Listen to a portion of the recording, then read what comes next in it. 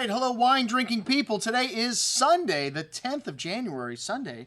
Yes, that's right, folks. I said it's Sunday because Wine Watch is open 7 days a week now. That's right. We only close a few days.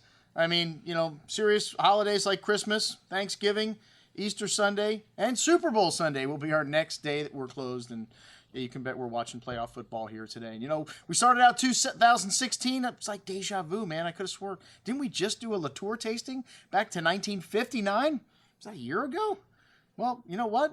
When I get a great bottle of wine, like the 1961 Latour, I would rather open it than sell it. You know, this bottle has just been begging me to open the last 2 years. I've owned it too long. So we got another vertical of one of France's greatest wines, Chateau Latour, back to 1961, a legendary old vintage. And that's right, when we do a vertical, a 10-year vertical of a wine like Chateau Latour, we don't put dud vintages on the table. Well, we do have a 1970, not considered a great year, but we've got 2000, we got 2005, we got 96, we got 82, we've got 90. We've got some of the greatest vintages going back to 1961 on the table this evening.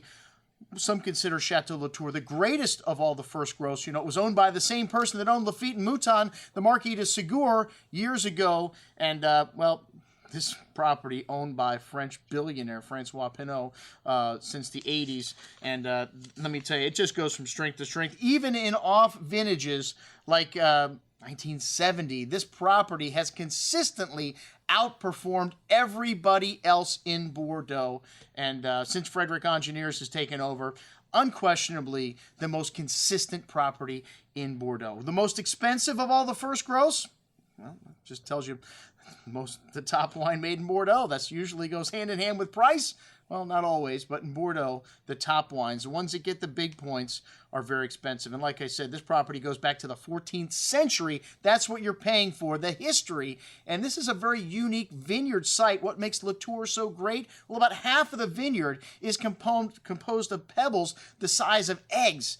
A very unique geology here in Pauillac, and it's right next door to Saint Julien. Leoville Las Casas, another great property, the next door neighbor to the south of Chateau Latour. And they only make about 15,000 cases of Latour, although it sounds like a lot. You know, they bought land over the years. They've expanded the second and third wines. The Pauillac has been made since 1990, every vintage. In 1966, they released Le Fort de Latour, which we've got one vintage of Le Fort de Latour on the table this evening, the 2001, just to showcase how great the second wine of this great property is. A lot of people feel like the second wine can compete with anything else made in Bordeaux, and a lot of times the wine gets rated almost as high as the first wine. So Chateau Lafite, Chateau Les Forts de Latour, Chateau Latour rather, Chateau Le Fort de Latour, and maybe I'll grab a bottle of Pauillac if I could find one, because the third wine from this property also incredible. So hey, if you want to drink one of the greatest wines on the planet, a study in Chateau Latour, we're doing this Friday the 22nd, our first once-in-a-lifetime tasting to start out 2016.